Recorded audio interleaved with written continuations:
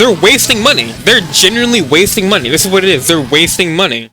If I had a list of my 13 reasons why I need to stop buying Rippaverse books, now this is gonna be one of them, or these few things are gonna be a few of them. So recently, I've been meaning to make a video about this. I don't know why I've taken so long to do it, and I'm just so frustrated and just confused. I'm just trying to wrap my head around what is happening. Okay, so the Rippaverse has this thing they like to call Ripasend, which is basically their own publishing company where they can promote other creators' books or other people's books through their services. So going through the catalog, we first have the Achromatic Chronicles series, Blue and Green, written by J. David. Now personally, I don't really have any interest in these books. They seem to me like books for children. The audience of the Rippaverse probably wouldn't be the target audience for these books. It's a little confusing as to why they're making these books through Rippaverse, but whatever, or Ripasend, whatever. And they're written by J. David, someone who's, to my knowledge, never written a book before, so a bit weird. Second, we have Gabriel and the Guardians. Now this appears to be like a manga type thing, except it looks like kind of like a floppy kind of. So it's number 0, so it's like a prequel to the main series, I guess. This is written by David Evan Cunningham and Lisa Tucholsky, who don't appear to be YouTube creators, unlike the other individuals we'll talk about later. But yeah, we have this. Still strange, but you know, it's less strange than the other ones. And finally, we have The Mighty Golden Patriot, written by Yellow Flash.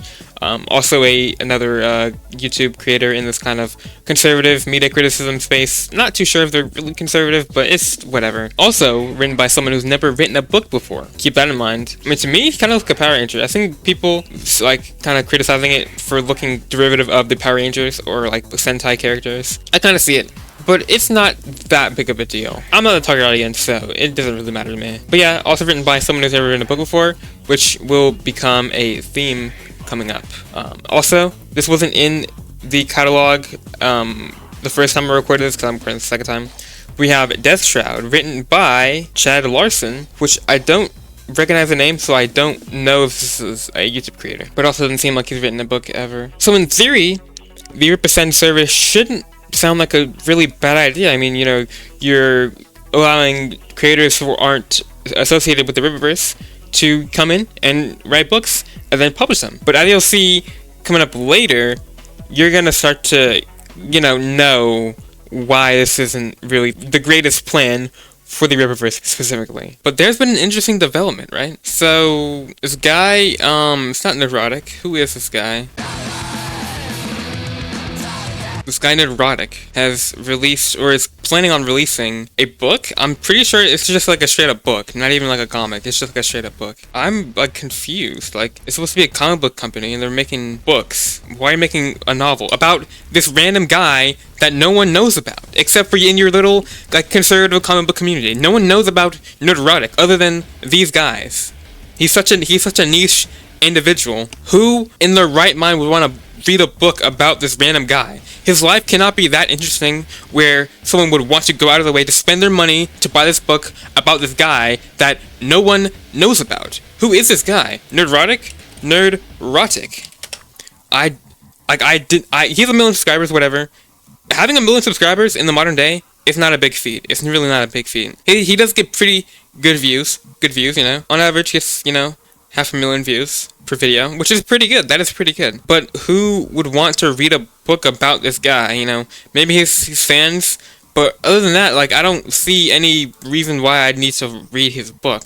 You know, I don't care. I do not care. It's probably not just me either. Like, I don't think a lot of people would care in the first place. And what's even weirder about it, it's a novel made by a comic book company.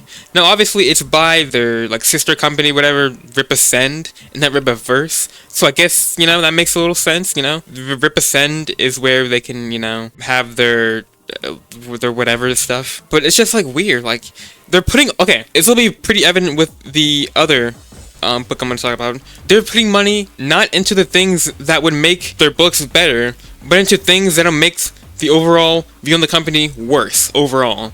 They're spending so much money on things that are not the books, right? If they hired a good editor with all this money they're using for Ripasend shouldn't even exist.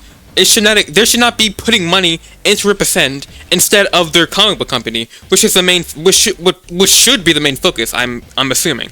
I'm assuming that should be the main focus. That would make the most sense to me. But they're putting all this money into things that do not help them at all, rather than putting things into like editors, you know, or better writers, or better artists, or better colorists, or better anything, really. And instead, they're putting money into things that just don't matter. They just does not matter. I've never even thought about buying a Rippaverse book.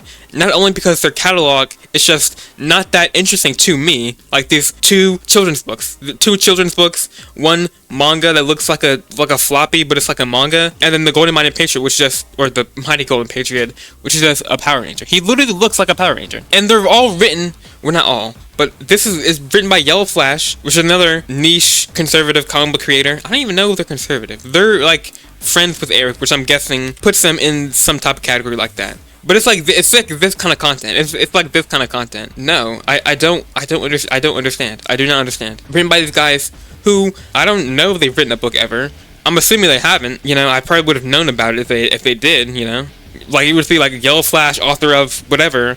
But these guys have never written a book ever, and I'm supposed to trust that their books are good, especially with the lackluster editing of the Rippaverse? Yeah, no. Yeah, thanks a lot. This guy, he's also a conservative person in this media space, whatever. I don't even know what you call it. Why would I trust these guys who have never made a comic book in their entire life? So I don't know why I'm supposed to put my trust into them, especially with the bad editing of the Rippaverse, or lack thereof. So I'm just like, no.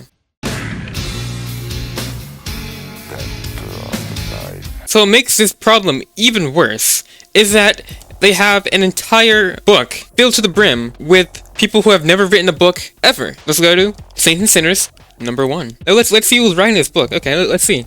Written by Heels vs. Babyface. Now if you don't know who this is the pronouns guy. You see, look, it's even in the search results. Right, okay, here we go. Do you know that thing that didn't matter? It turns out it really, really, really mattered.